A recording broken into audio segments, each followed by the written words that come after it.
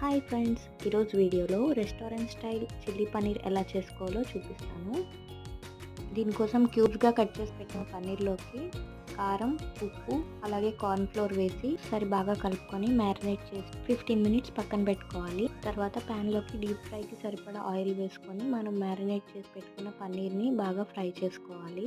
Golden red colour వచ్చాక తీసి పక్కన పెట్టుకోవాలి. తర్వాత ప్యాన్లోకి 2 స్పూన్స్ ఆయిల్ వేసుకొని అందులోకి తరిగి పెట్టుకున్న అల్లం, వెల్లుల్లి, ఉల్లిపాయలు, క్యాప్సికమ్ అలాగే పచ్చిమిర్చి ముక్కల్ని వేసుకొని హై ఫ్లేమ్లో టాస్ చేసుకోవాలి. తర్వాత అందులోకి vinegar, red chilli sauce, tomato ketchup అలాగే సోయా సాస్ వేసుకొని ఒకసారి బాగా టాస్ చేసుకోవాలి హై ఫ్లేమ్లో ఉంచుకొని.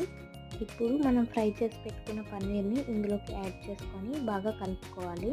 కావాలంటే కొద్దిగా వాటర్ యాడ్ చేసుకొని రుచికి తగినంత ఉప్పు వేసుకొని కొత్తిమీర ఇంకా సెసమీ సీడ్స్తోని గార్నిష్ చేసుకుంటే మన చిల్లీ పన్నీర్ రెడీ అయిపోతుందండి.